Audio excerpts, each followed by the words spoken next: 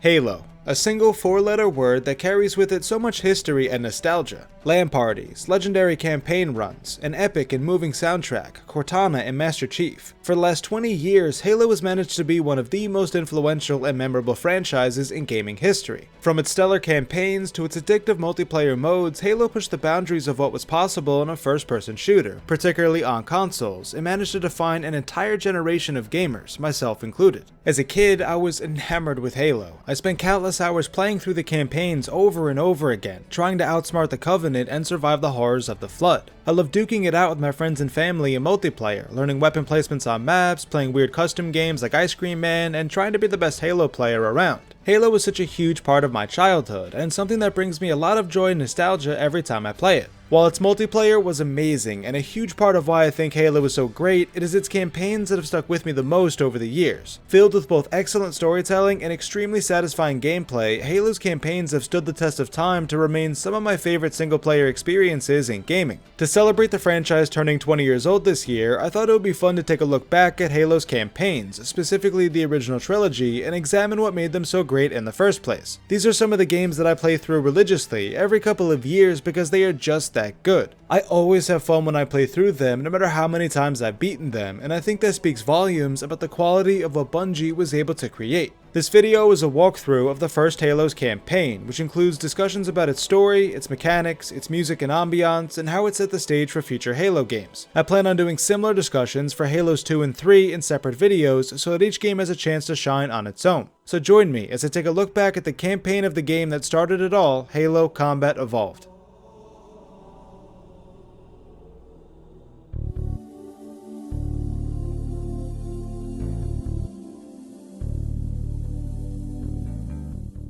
Before we get into the specifics of Halo's campaign, I think it's important to understand why Halo was considered such a revolutionary game. When it first released in 2001, Halo did a lot of things that helped it stand out from other first-person shooters of the time. A regenerating health system represented by a personal shield, a limited 2-weapon system that forced you to scavenge for ammo and weapons as you went, smart AI that would do things like run for cover when injured and pressure you when your shields were down, seamless transition from first-person gunplay to third-person vehicle gameplay and back again. These were some of the impressive systems Halo had that may seem commonplace today but weren't back in 2001, and they helped make Halo a groundbreaking FPS game back in the day. While it may not have been the first FPS game to introduce a lot of the mechanics and ideas that it had, Halo managed to refine a lot of the systems that it borrowed from other games, and effectively put it all into one complete package. On top of that, it did all these things in a console shooter, something that many people thought wasn't viable or practical. Prior to Halo's release, most console shooters didn't really do that well. The first one to really have any sort of commercial success was GoldenEye for the Nintendo 64, which came out in 1997. Other games like Medal of Honor, Doom 64, and Perfect Dark were also considered decent console shooters, but they still didn't compare to PC shooters like Doom, Wolfenstein 3D, Quake, Unreal, and Half-Life. These were some of the games that were considered the pinnacle of first-person shooters in the 90s, and were pretty much the standard for the genre for years. Console shooters simply couldn't live up to the quality of these PC shooters, largely due to their controls. Developers couldn't figure out how to make the mechanics of a shooter feel good on a controller. A fundamental part of a first-person shooter is aiming and shooting at something, and for a long time, developers found it difficult to make that feel good when using analog sticks. Mouse and keyboard was just too good at providing satisfying gunplay that was accurate. However, in 2001, Halo changed all of that. Its developer Bungie managed to give controllers more accurate gunplay by properly tuning the analog sticks on the original Xbox's Duke controller and adding something known as aim assist. Properly tuning the analog sticks helped make moving around and aiming feel more smooth and natural, while aim assist helped compensate for the inaccuracy that came with using a controller. The result was a satisfying first-person shooter on a console where you could actually hit the things you were shooting at. These things helped bridge the gap between PC and console shooters, and showed people that an FPS could not only work on consoles, it could excel if done properly. These improvements, combined with the systems I mentioned earlier, gave Halo excellent gameplay and mechanics that helped pave the way for future console shooters, and brought Halo to the forefront of the FPS genre.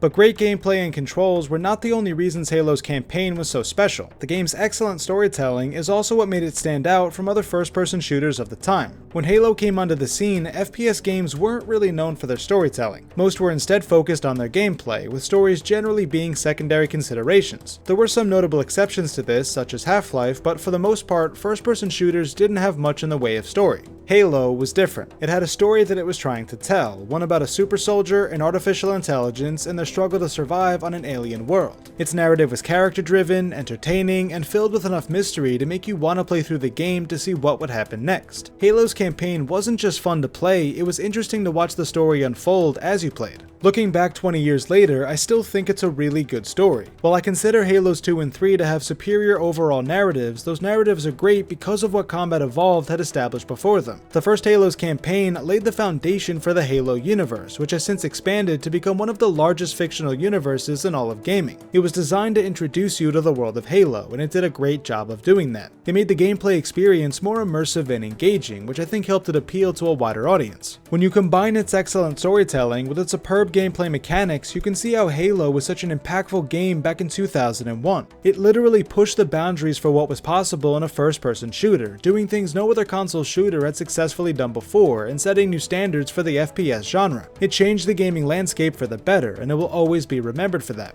And above all, I think we can all agree that a lot of Halo's success came from the simple fact that Halo was just fun to play.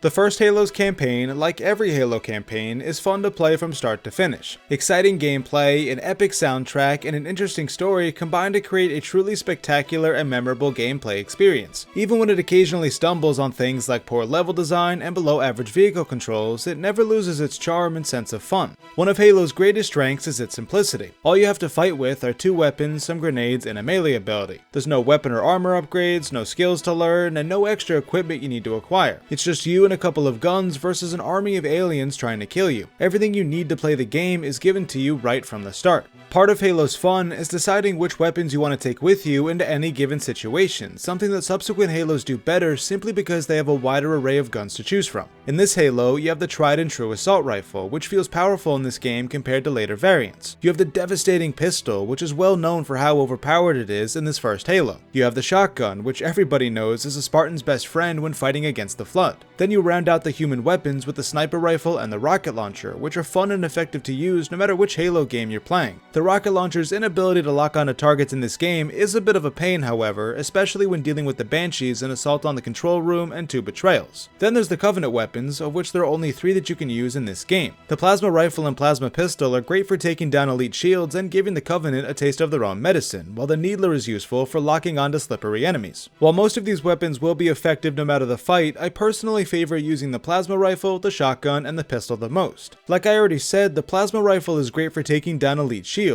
something I think it does better and more reliably than both the plasma pistol and the Needler. It's also good at killing enemies that are decently far away, making it a must in my opinion for pretty much every level. The pistol is also great at taking out far away enemies, and it's really powerful to boot. I'm a big fan of the battle rifle and the carbine from Halos 2 and 3, and the pistol in this game is really the closest I can get to using those types of weapons. The shotgun is simply a no-brainer against the Flood. It's just too good at dropping the Flood combat forms quickly, and it can kill multiple combat forms at once if you line up the shot properly. Halo's 2-weapon limit really forces you to think about which guns you want to carry with you, especially on harder difficulties. While most of the guns I just mentioned can be used to kill pretty much any enemy, there are certain weapons that are just better for different situations, something you come to learn the more you play through Halo's campaigns. Another thing the game forces you to think about is enemy AI behavior. One of the things Halo does really well is pitch you against smart AI that react in real time to what's going on in the fight. Enemies will dive out of the way of grenades and pressure you when your shields are down. They also tend to run for cover when you have the upper hand, like when you take out all the elites in the area. It never gets old watching grunts run away screaming when they're the last ones standing. Understanding how enemies will react and what their weaknesses are can give you an advantage when fighting on heroic and legendary. For example, when an elite shield goes down, it usually stands still and gets angry before either charging at you or running for cover. You want to try attacking it during that brief window when it's standing still because it won't be firing at you while it's mad. Another good tip is to shoot the jackals in the small gap in the sides of their shield so that they flinch and leave themselves open to attack. Those shields can sometimes be a lot sturdier than you think, so being able to bypass them with that trick can save you a bunch of ammo and grenades. Each enemy in Halo has some sort of weakness or behavioral quirk that you can learn to be a more effective player, and it's fun learning and exploiting those weaknesses. It makes playing on Legendary a lot more bearable because you'll have a better understanding for how the game works. Speaking of which, I am a firm believer in the idea that heroic is the best way way to play any Halo game. While Legendary is certainly a good challenge that tests both your Halo knowledge and your skill, it can oftentimes be a pretty intense experience, which is not always how I want to play Halo. Heroic provides a nice challenge without being too intense, allowing for a more casual gameplay experience that still makes you sweat every now and then. With that being said, however, Legendary is fun to do every once in a while. It really does a great job of testing your Halo skills and pushing you to try new strategies in order to advance through each level. Beating a campaign on Legendary solo is sort of like a badge of honor in the Halo community, especially if that campaign is Halo 2.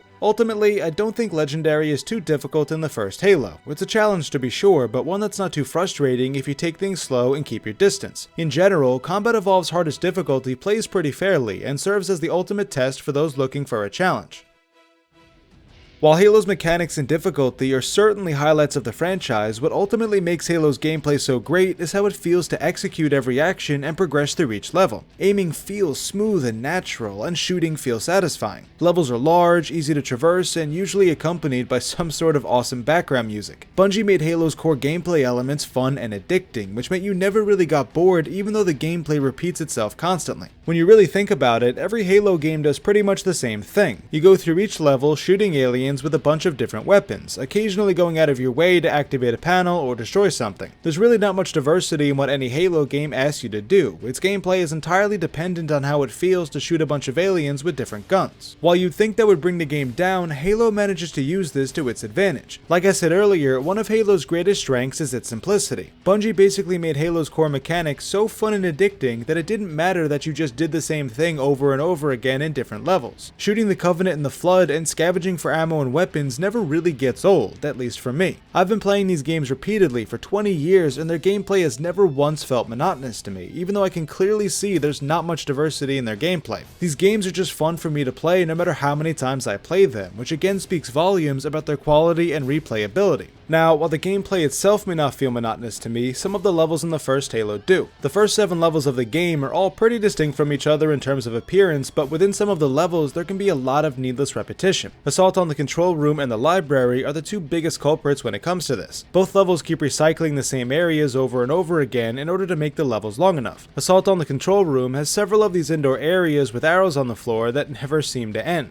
The Library just looks the same throughout the entire level, providing almost no diversity and making it pretty easy to get lost. At the very least, Assault on the Control Room's monotony is broken up by these open areas where you use vehicles to traverse them. Unfortunately, vehicles have their own issues in this game. The first Halo only lets you use Warthogs, Ghosts, Scorpions, and Banshees, and only Warthogs actually feel good to use. Ghosts and Banshees just feel stiff compared to later Halo games. While they still function properly and can get the job done, their poor maneuverability makes them a lot less fun than their counterparts in the other games. The Scorpion tank in this game is just terrible. It's difficult to actually hit anything with it takes forever to reload, and it's a pain to move around. In fact, the tank feels so much better to use in Halos 2 and 3 that it actually makes using the tank in this game even more frustrating because I know how good it is in the other games. Fortunately, Assault on the Control Room is the only mission in this game that includes a Scorpion, and you don't actually need to use it if you don't want to. Getting back to monotonous level design, the last 3 missions are also guilty of monotony, but in different ways. 2 Betrayals is literally just Assault on the Control Room backwards with a Banshee. Keys and the Maw both reuse some of the assets from the levels Truth and Reconciliation and the Pillar of Autumn respectively, though they do also introduce new never-before-seen areas. Knowing some of the background of Halo's development can give us some insight into why there's so much repetition in this game's level design. The first Halo went through a lot of changes during its development, including switching from an RTS game to a third-person shooter to a first-person shooter, the last of which happened sort of near the end of development. By the time Microsoft acquired Bungie in June of 2000, Halo was still very much just a collection of ideas rather than a game with a specific vision. Since Microsoft wanted Halo to launch with the original Xbox, Bungie had to crunch to finish this game's campaign in a very short amount of time. By reusing a lot of the same assets across multiple levels, it allowed them to finish the game on time, though it ultimately had a slightly negative impact on the quality of some of the levels. Don't get me wrong, these levels are still fun to play, but the repetition does wear on you after a while. Despite some of these issues with vehicles and level design, however, Combat Evolved's levels are still enjoyable to play through. Pillar of Autumn is a nice introduction to the game that gets you familiar with Halo's gameplay. Halo and Silent Cartographer open everything up and let you mess around in a Warthog, which I always get a kick out of. Truth and Reconciliation lets you snipe for most of the level, which is a nice change of pace from using all the other weapons. Assault on the Control Room still has some cool sections in it, like the parts with the sleeping grunts where you try and take everyone out without alerting anyone. And who can forget that final mission, gunning it right through the Pillar of Autumn before it blows up and destroys Halo. The sound of the Warthog as you weave your way between obstacles and jump across gaps while avoiding the army of Flood that's in your way. The first Halo's levels have so many iconic and memorable moments that make the campaign worth playing again and again. And all of these moments are accompanied by amazing soundtracks that are just as big a part of the Halo experience as the gameplay. What Marty O'Donnell did for this franchise with his music cannot be understated. The music he created was perfect for just about every situation, whether you were exploring a mysterious alien structure or fighting against a horde of Covenant and Flood. He really captured the magic of what Bungie was trying to convey with this game, and ultimately created what I believe to be one of the greatest video game soundtracks in history. When you factor in the fun and addicting gameplay loop, the generally good level design, and the epic music pushing you forward, it's not hard to see how Combat Evolved's campaign is such a fantastic experience. And all of this is in addition to the interesting and engaging storytelling that ties it all together.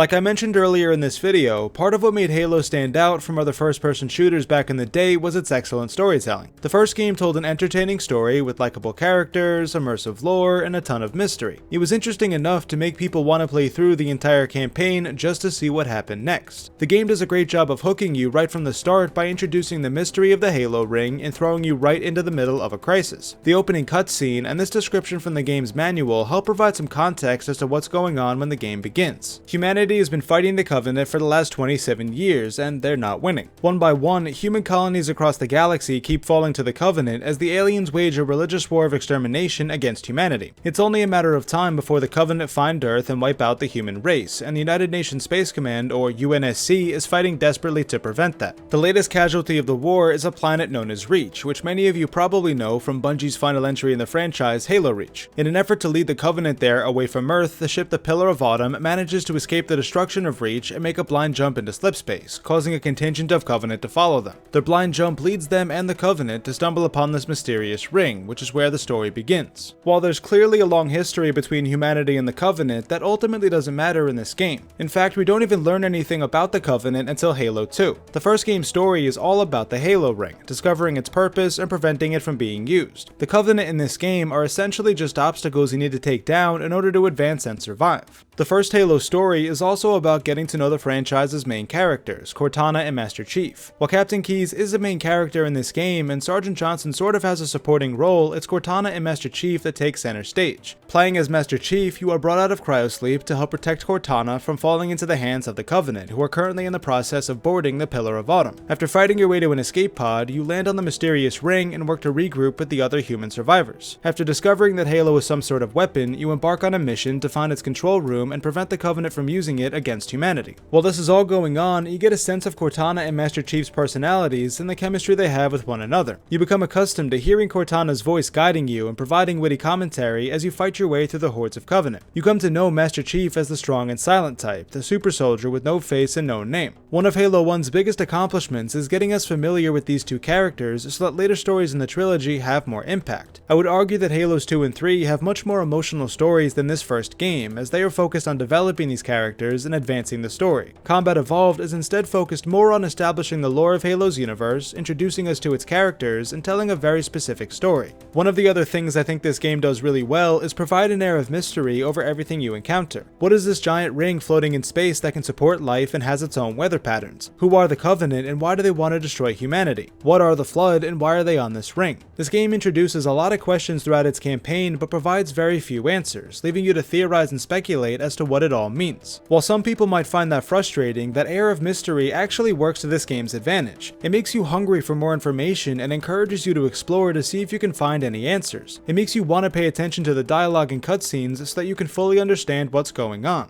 Halo's mysterious nature ultimately makes this game more engaging because you are invested in uncovering those answers. As it turns out, some of those answers end up being an unexpected twist.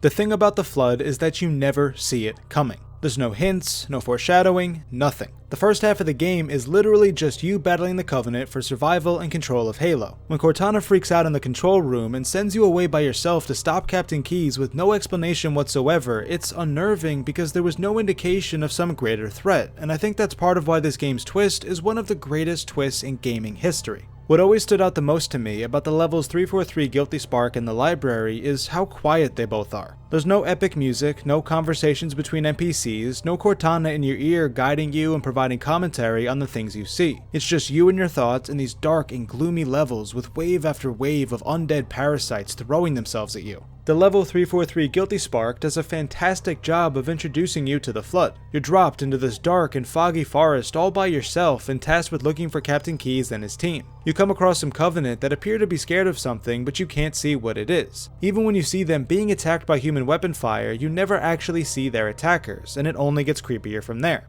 When you enter the structure, the elevator comes up by itself. Inside, there's Covenant blood splattered all over the walls and floor in what looks like some sort of massacre. There's this green substance dripping from the ceiling in one of the rooms, looking like something out of a horror game. You come across a Marine who's still alive and completely lost his mind, shouting nonsense about not becoming one of them. This is not the game you've been playing for 5 missions, and by the time you finally encounter the Flood, you're thoroughly creeped out. Even knowing what's about to happen, I still get uneasy every time I play this level. The setup for the Flood's appearance is just so well done. You get this feeling of dread when you descend into the darkness of the facility, and a pit forms in your stomach when you observe the carnage while exploring the maze of corridors and rooms. When watching the recording in Private Jenkins' helmet, you look on in horror as dozens of these tiny creatures overwhelm the Marine forces. You have no idea what they are, but you know you don't want to stick around to find out. When the recording ends, all you're given in the bottom right corner of the screen is 2 words, the Flood, and then all hell breaks loose. Waves of flood spores come pouring in, forcing you to backpedal and spray your assault rifle to wipe them all out. After several waves of this, dead Covenant combat forms suddenly appear and start charging at you, throwing themselves at you in a mad attempt to take you down. You kill them one after the other, constantly moving and reloading as you try not to be overwhelmed by the sheer number of them. When you finally manage to clear the room, you look for a way out of the facility only to discover that there's Flood crawling all over the place. You continue to fight as you try to retrace your steps back the way you came, hoping to put this nightmare behind you. You finally come across an elevator and believe you're saved when it suddenly descends instead of bringing you back to the surface. At the bottom, you're greeted by new human Flood forms as well as Flood actually shooting guns, which is terrifying in and of itself. The level just keeps throwing one thing after another at you until it finally gives you the solution to all your problems, the shotgun. With it, you start dropping Flood bodies left and right, giving you more space to actually breathe. You suddenly feel empowered because you now have this weapon that is ridiculously effective at taking down the Flood quickly. You continue mowing down the Flood as you search for an exit, eventually finding an elevator that finally takes you to the surface. From there, you go to rendezvous with Foehammer so you can finally escape this nightmare of a level. Instead of being greeted by a pelican, however, you are instead greeted by this blue ball of light calling itself 343 Guilty Spark, who tells you he needs your help to stop the Flood from leaving Halo. He then teleports you away from one nightmare and into another. The library is easily the most notorious level in the entire Halo franchise. While it's certainly another nightmare of a level, it's a different kind of nightmare from the level 343 Guilty Spark. Instead of being this creepy setup for the Flood, it's a super long slog through a dark and monotonous facility where you fight a seemingly never-ending army of Flood. It just goes on forever, and the Flood really never seem to stop coming. Over the years, I've learned some tricks for dealing with the library to make it a more bearable level. For weapons, I do shotgun for anything with 2 feet, assault rifle for the little guys, and grenades to break up the parties. This way I efficiently distribute my resources so I never run out of ammo. Sometimes, it's okay to just run past certain sections, especially when you see an elevator in the distance. The Flood will only follow you in each section up to a point, and sometimes it's just too much trouble to deal with all the Flood that spawn. When you come across a door where you need to hold your position until the monitor returns, I find it best to have your back to the wall in a corner so they can't flank around you, and chuck grenades so they can't get near you. It's little things like that that have helped me sort of master the art of the library, and it's gotten to the point where this level doesn't really bother me the way that it did as a kid. However, the monotony of the level does wear on you after a while, and even I still get turned around when making my way towards the index. The funny thing is, the things that make this level so notorious actually kind of give it its charm. Its monotony and never-ending nature,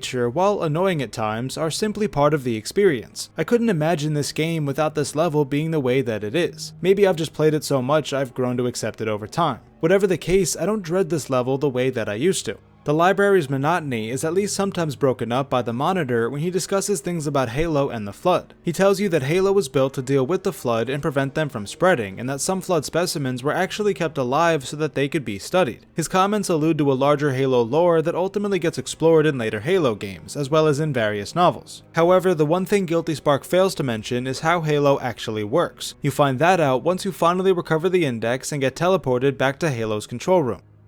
After placing the Index into the control panel, Cortana appears before the Monitor and Master Chief and stops Halo from firing. She then informs Chief about Halo's true purpose. It's designed to stop the spread of the Flood by killing all of its food, which is sentient life. Halo essentially wipes out all sentient life within a certain light-year radius, thus starving the Flood and preventing them from expanding. This revelation doesn't sit well with Master Chief, who confronts the Monitor about it. Guilty Spark confirms the information, realizes that Master Chief refuses to activate Halo, then turns on him in order to retrieve the Index. This begins the final act of the game, which involves you sabotaging Halo systems and destroying the Pillar of Autumn in order to destroy Halo. These final 3 missions bring the gameplay and atmosphere back to what it was for the first half of the game, with the Flood and Sentinels now serving as additional enemies. Once again, you have Cortana giving you guidance and commentary, and the epic music is back to make you feel like a badass. You also get to fight the Covenant again, which is a welcome change of pace after the last 2 levels. Before you blow up Halo, however, you make one last stop to find and ultimately say goodbye to Captain Keyes, who had been in Private Jenkins' recording when they were ambushed by the Flood. It turns out the Flood were trying to build a Gravemind on board a Covenant ship, with Keyes as one of the host bodies. Before the Flood could learn how to fly the ship and discover the location of Earth, Master Chief punches through Keyes' skull and removes his implants, effectively killing what was left of him. Keyes was really the only other character of note in the first Halo, and his death adds to the isolation and loneliness that you probably feel for most of the game. Foehammer's death in the last mission is definitely sad, but I just felt Keyes' death was more impactful. Halo's final mission, the Maw, is a great way to end the game. It brings everything back to where it all started, and culminates in an epic escape sequence that remains one of my favorite parts of any Halo game to this day. It was a good way to wrap up everything that had happened over the course of the game, and left me feeling satisfied when the camera zoomed out on the longsword that Master Chief and Cortana used to escape Halo. It's a story I never get tired of reliving, and one that still remains one of the best FPS campaigns of all time.